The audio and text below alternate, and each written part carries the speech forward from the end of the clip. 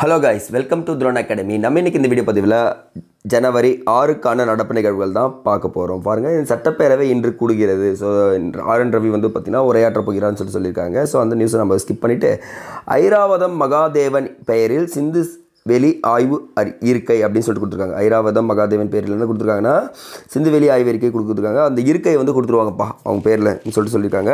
ஏன்னா கிட்டத்தட்ட 1924ஆம் ஆண்டு சார் ஜான் மார்ஷல் தான் வந்து பார்த்திங்கன்னா சிந்து சமவெளி நாகரிகத்தை வெளியே கொண்டு வந்ததில் முக்கிய பங்கு ஆற்றியிருப்பார்.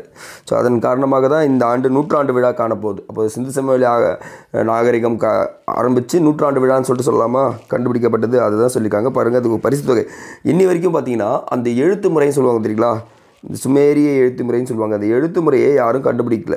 அந்த எழுத்து முறையை கண்டுபிடிக்கும் நபர்களுக்கு என்ன கொடுக்குறாங்கன்னா 10 லட்சம் அமெரிக்க டாலர், கிட்டத்தட்ட தமிழக மதிப்பில் இந்திய மதிப்பில் 8.5 கோடி ரூபாய் பரிசாக தரேன்னு சொல்லியிருக்காங்க அந்த கர்வாரட்சியை கண்டுபிடிக்கிற டீமுக்கு. ஸோ நல்ல ஒரு விஷயம் தான். இதை பற்றி நம்ம பின்னாடியும் டீட்டெயிலாக பார்க்கலாம். ஸோ கூட்டத்தொடர் போயிட்டுருக்குன்றதுக்கு காரணம் கிரிட்டிக் நியூஸ் நிறைய இருக்குன்ற ஒரு காரணத்தால் டைரெக்டாக நம்ம என்ன பண்ணிடலாம், திருக்குறள் போயிடலாங்க.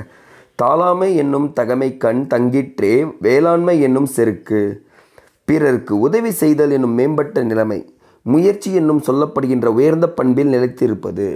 ஸோ ஒருத்தருக்கு உதவி செய்யணும்னு நீ வந்துட்டுனாலே உன்னுடைய வாழ்நாள் முழுவதும் முயற்சி செய்து கொண்டே இருப்பாய். ஒருத்தன் உதவி செஞ்சால் என்ன பண்ணிருப்பான், இன்னொருத்தன் முயற்சி பண்ணிகிட்டே இருப்பான், வெற்றி அடைவான் அப்படின்னு சொல்கிறது அழகாக சொல்லியிருக்காரு.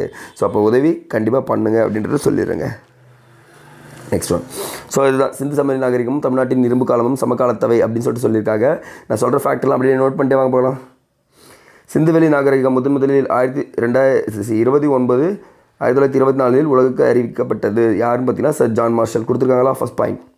செகண்ட் பாயிண்ட், அங்கே பேசப்பட்டது திராவிட மொழியாக இருக்கலாம் என்று பல நூற்றாண்டுகளுக்கு முன்பே, சரி ஒரு நூற்றாண்டுக்கு முன்பே ஜான் மார்ஷல் சொன்னது கண்டிப்பாக சொல்லியிருக்காரு.